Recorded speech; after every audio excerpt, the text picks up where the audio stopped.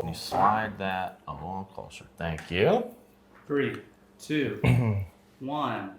Oh boy, they just caught me red wine handed. That's how we started.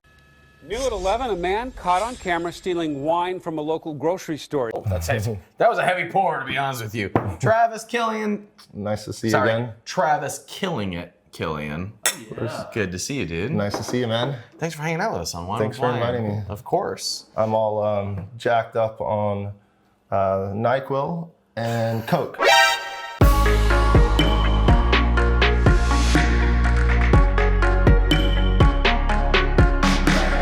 I definitely can take down 8 ounces of pure Coke. Coca-Cola. Right. I hope so.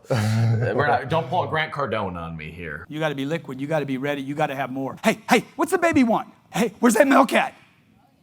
Where's that milk, man? I need some food, dog. Bumping it backstage.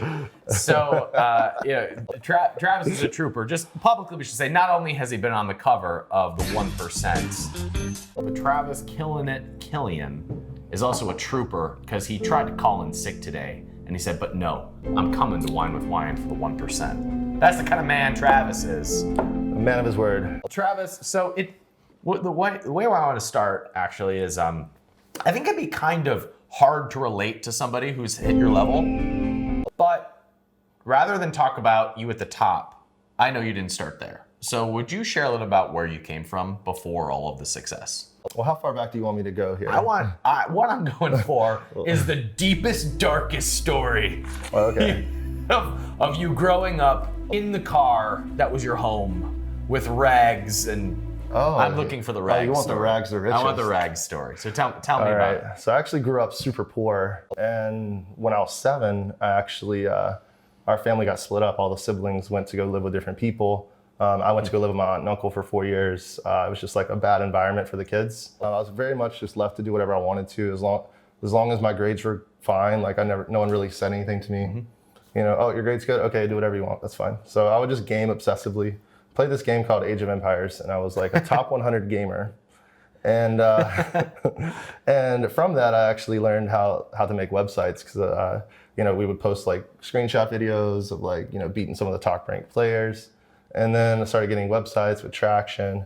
And I was like, oh, how do you make money from websites? Just out of curiosity. Were you coding these websites by hand? Oh yeah, I was doing like HTML and like Dreamweaver, yes. and like all the good stuff. That's when you know you're old, if you know what Dreamweaver and is. Front page. I've fallen and I can't get up. Would it be fair to say that coding websites was actually kind of an escape and a solace for you? For sure, I escaped, right? Like, escape, there are lots of different forms of escape, whether it's partying obsessively, video gaming, watching TV, or like whatever it is. And for me, like, I just was curious. I was just having fun. Like, none of this felt like work. This was just like, oh, well, they do this, so can I do this too? Oh, I can actually do that.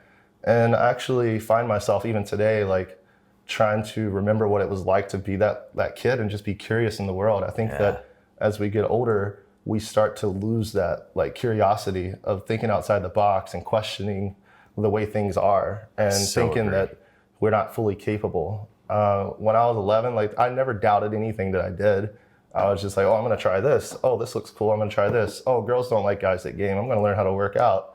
Oh, I'm gonna, whatever it was, like I was just having fun, just figuring out what it was to just to figure out who Travis is and what Travis wanted to do. Travis, I'm sorry to interrupt, but I've had a similar experience lately where I realized that in my adult life, I had forgotten what it was like to dream, like when I was 11 and 12. When I was in elementary school, I never doubted that I was going to be a millionaire. Like I never doubted that I was going to be successful. I never doubted that I was going to be involved in baseball. And like it was just all I had to do was dream because all you had was potential. Yeah. And then somewhere along the way, other people's thoughts creep in, and it starts to become, at least for me, it started something. I stopped dreaming, and in the last 6 to 12 months, I have remembered how to dream again. And it has loosened up so much just creative energy for me, and that's kind of what I'm picking up from you, is that like you practice the art and the pleasure of just allowing yourself to believe that you are capable of whatever you want to achieve. Yeah, it's like, believe in yourself, and believe in yourself, believe in other people, and just, understand that, life's better when you think you can do things than when you think you can't do things. That's a quotable right there. Anyway, so in college, you're making passive income, and from what I know about your story, you got pretty darn good at search engine optimization. Yes. And a few of those sites did extremely well. Is that right? Yeah. So I actually built an SEO agency in college when I was about a sophomore. And I was #1 for SEO Columbia, South Carolina, my SEO agency was. So I just had inbound leads every week. And I would just, accept the lead requests and be like, what website are you trying to rank? What keyword? And then I would have, clients paying a couple $1,000s a month to rank for keywords like China sourcing or antique furniture or whatever. And sophomore, junior year is when I started making like 6 figures online. But I knew that like ultimately I wanted to do something that was more in my control. Like I didn't like providing a service for other people. I knew that the value of the service I was providing was greater than what I was receiving. Yeah. And I was helping someone else build their asset rather than building my own. I just didn't know what that looked like. So I continued to have these affiliate websites and stuff. Nothing really took off, and I was doing it as a service for people. And then all of a sudden I had this lead came in. I actually ignored him for like 2 weeks. Like I just didn't want to take him because he would leave voicemails. This guy called and he would leave voicemails, and he's very animated, and he's like, I got this big idea. Like I want to talk to you. I got to meet you in person though. I got to meet you like he didn't want to talk on the phone. Those are the leads that usually freak you out. And I was like, I've had people reach out and be like, I got the next MySpace. Like I just need you to like invest all the money and do all the work. And I'm like, oh, great. And so I was like, okay, fine. He kept calling me, and I was like, all right, I'll meet the guy. And I didn't even have to go to meet him. He came to my apartment, my college apartment. I'm over here with like 3 monitors, sitting in my chair rocking, and he tells me that he has a dumpster rental company in Columbia, South Carolina. And for some reason, people were calling him to rent dumpsters in like Myrtle Beach and Charleston. But he didn't have dumpsters in those locations. So instead of ignoring the calls, he would just tell them, hey, I'll rent your dumpster for like $500. And people surprisingly were like, okay, that's fine. And he would charge them $500 and then find somebody to do it for $350. And he just made $150 over the phone in 5 minutes. And he was like, there's an opportunity here. And what he needed was more leads, more people calling. Yeah. And so when he told me this model, I was like, this is kind of what I was looking to do, because I knew from a SEO perspective, if I built an authority site to rank in a couple of cities in South Carolina, I could just, with a little bit more effort, rank it in a lot of different cities across the United States. So then I told him like, hey, how about I build the websites and own the websites, and you just pay me when the phone rings? And he's like, done. And then here I am like wanting to drop out senior year in college. And I did that too. Senior year of college, I had a meeting with my guidance counselor and was like, I don't think I need to be here. Yeah, I wanted to do that, but I realized quickly that the amount of work required to get a B is much less than the amount of work required to get an A. So I just got B's senior year. I had a perfect 4.0 up until that point. That's funny. And I ended up, getting this guy like a couple hundred calls a day at a couple $1 a call. And I was like, okay, I can scale this. That's fascinating. And is this a person that ended up being who you refer to as your mentor? He's the mentor that got me into like business, and then I have another mentor that got us into like Amazon. And this is like 2017, right? 2015 is when we had the conversation, and then like we actually got into Amazon and made our first sale in like December 2015. Okay, cool. So I mean, it was good timing, but there were people who were in it way earlier than you. And so there's I bring that up because a lot of people will talk like the good old days are over, and you didn't really ramp up until 2016. So you go from 0 to where you are now in really 3 years, which is kind of nuts. So what were those resources that allowed you to go full throttle? Oh gosh, multiple things. I mean, capital. Everyone knows that, when you start an e-commerce business, you need capital for inventory. And would you comment on that? Like, did you take money that was sitting on the sidelines from other projects? Did you raise money? My business partner and I, we did a mix of both. We self-funded it, and then we also just used the money that our lead generation and SEO company was making to funnel it into the e-commerce company that we were building. And what gave you the confidence to go so hard into it? Because you went hard fast. Yeah, I think that a lesson that I learned in the SEO world, in the Google SEO world, is like, if I knew, I started Google SEO in the golden days of that, where it was so easy to rank, 2007, 8, 9, 10, right? And if I could have dialed back in time, what I knew in 2014, I wouldn't have waited so long to scale those SEO projects, because you have something that works and you think it's going to work for a long time, and maybe it does, but maybe it doesn't. And so when we knew that we had different strategies that were working on Amazon, maybe that would work for a long time, and maybe it wouldn't. So we just wanted to really go full throttle as soon as we could and quickly. And we knew that, like, if things change, right? Because I mean, whether you like it or not, like most all things online, any of you that get sales from, let's say, social media, your sales are governed by an algorithm. Facebook algorithm, Instagram algorithm, whatever, YouTube algorithm. Any of you that get sales from organic traffic from Google, your sales are throttled by an algorithm. Any of you that sell on Amazon, that's another algorithm. Walmart.com, they're all algorithms, right? And so algorithms are always being tuned and changing, and what they look for now may be different than what they look for in the future. And that's exciting to me, because I just love, like, I'm not going to say I love gaming algorithms. I love just understanding them and feeding them what they want to see in a very clean way, because I don't want to do anything like blackhat. I want to build sustainable businesses, and that's what we've been doing. All right, I've got 17 questions right here. First things first, how much of this is fueled by your gaming background?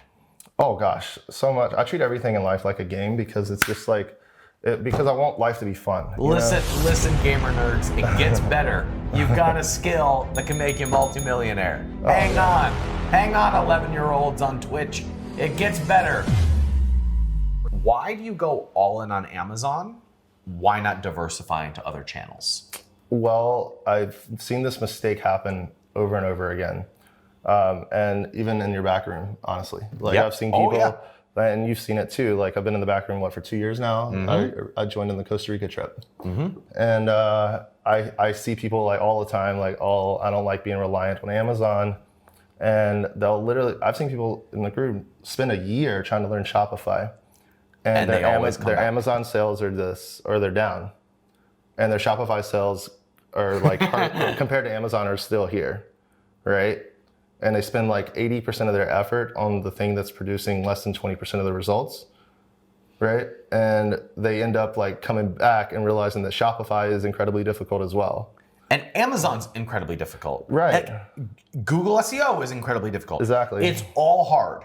You can only do one really hard thing at a time. C Money and I just did a video for Capitalism TV, and I made the prediction on Amazon is that smart marketers are going to stop trying to get off of Amazon.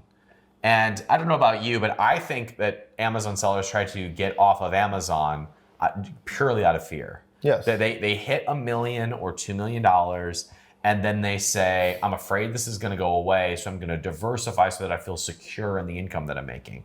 But you feel secure in the income that you're making by getting those existing customers to prefer you, to choose you, to review you, and you going from 2 to 10. That's how you get secure in your income. Yes. Not by having all, like, a little bit here and a little bit here and a little bit here. Now, there are cases, like I have a brand right now where we have a big play to go off of Amazon, and it's the side project.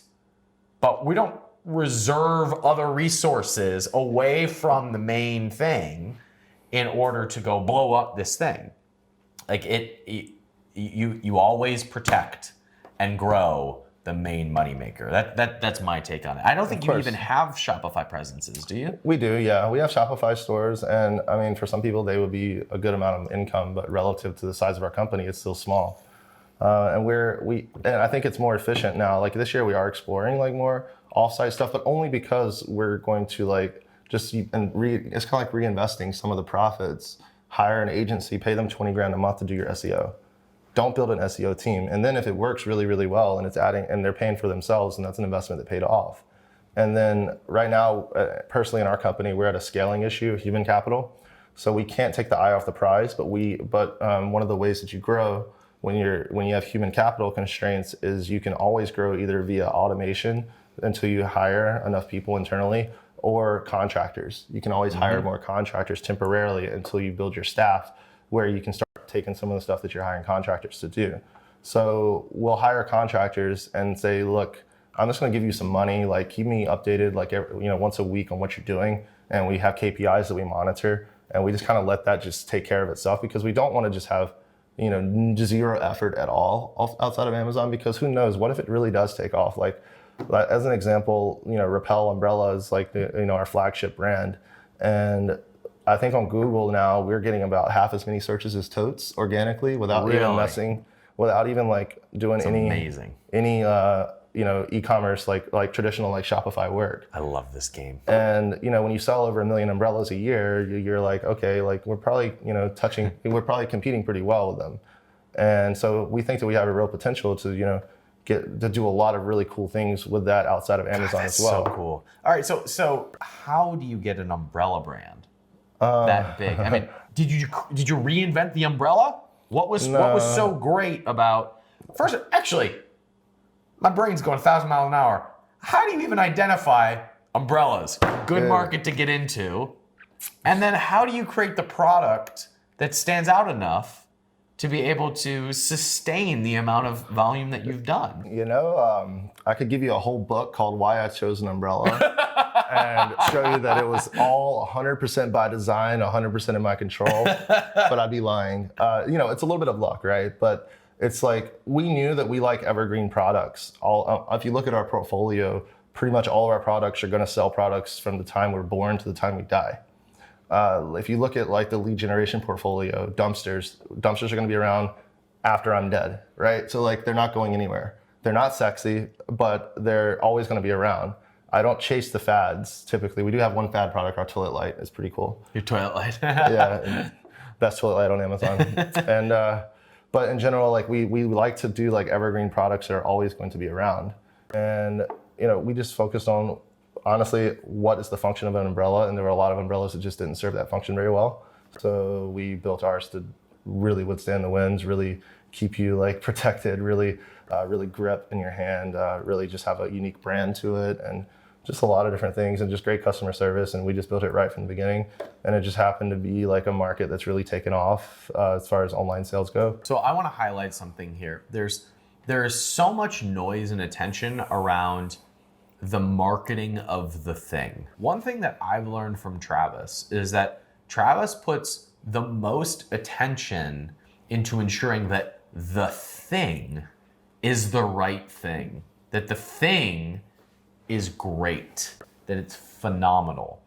He has just as much, if not more, confidence in the product itself as he does in the marketing strategy. If you're picking up on the fact that Travis doesn't have his bag of tricks that's like the new thing that's working on Amazon. His trick is having a great frickin' product and then going in and going all in on getting as many people to see the product. And most of the time, he's so confident in the product quality that all the attention that he is spending money, oftentimes at a loss, to send to the product ends up panning out.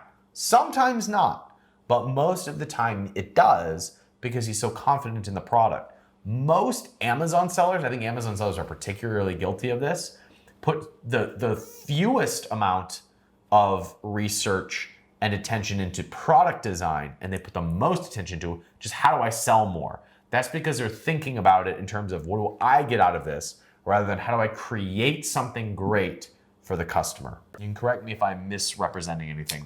Everything you said is absolutely incorrect. No, I'm just kidding.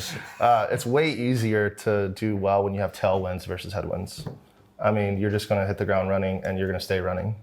And we know, like from the Google days and everything, like if we were to do things different, like how we would have made our business more long-term and more sustainable. And so we didn't make that mistake again.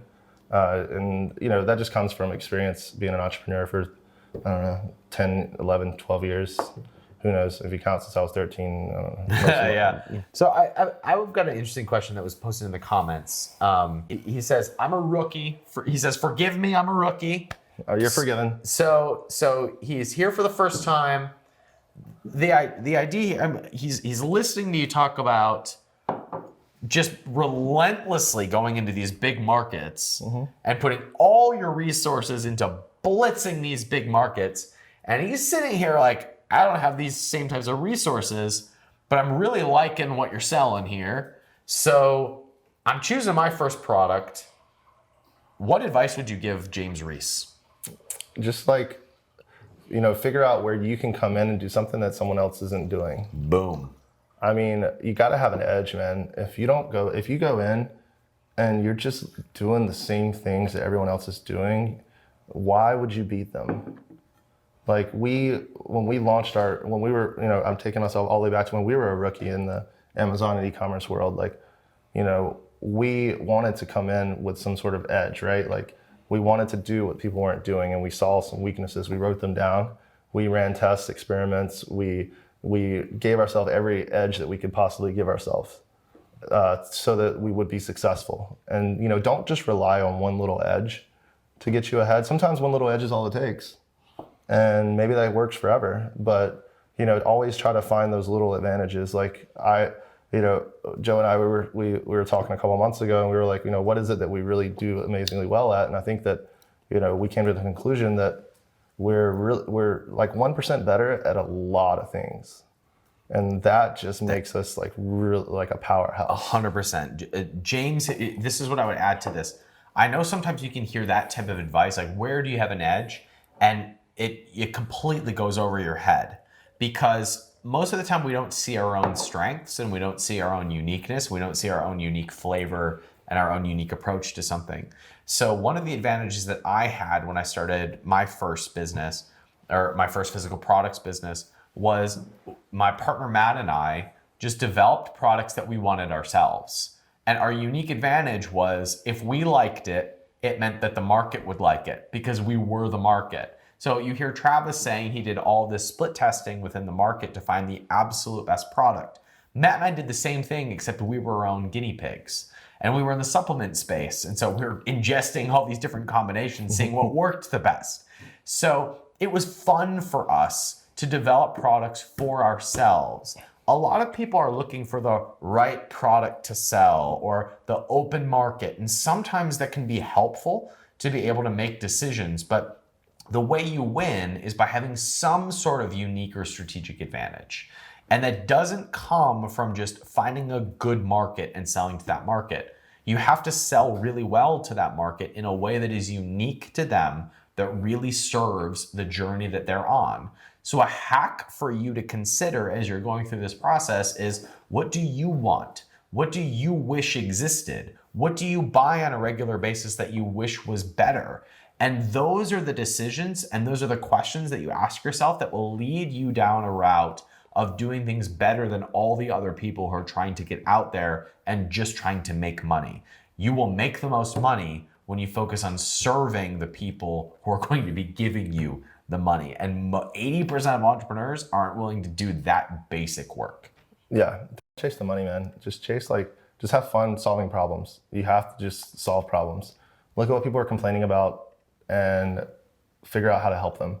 Honestly, like some people say, like, entrepreneurs are, greedy or whatever, or selfish. Like those literally greedy entrepreneurs. I know. We literally like only get paid when we help other people.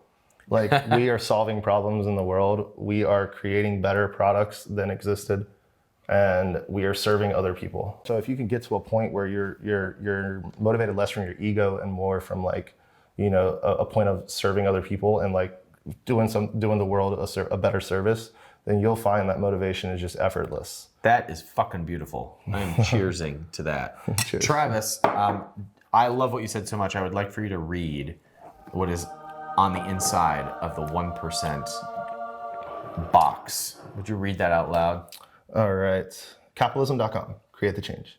A capitalist is a visionary kind of entrepreneur. We build things. We change things. We embrace being part of the 1%. And we outwork the other 99%. They can judge us, debate us, even blame us, but they cannot ignore us. Because without us, there would be no progress. There would be no jobs. There would be no change. There'd be no change, ladies and gentlemen, without entrepreneurs. Travis, Yeah. you were recently featured in the 1%. Yeah, quick question. If entrepreneurship doesn't work out, would I be a good model? Well, I think this is my backup I'm option. a little bit confused by the hand gesture, but I do like the outfit and the hairstyle that you've got going on. And the Zoolander face, right? That's Blue Steel. Oh, I believe. that is Blue Steel. I Wait. believe that's a Blue Steel face Oh, yeah, from that's definitely Zoolander. Blue Steel. Dear God, it's beautiful. Well, Travis, I'd love to cheers you with wine in my glass, but I actually am the one who finished tonight. So He finished early again. I'm gonna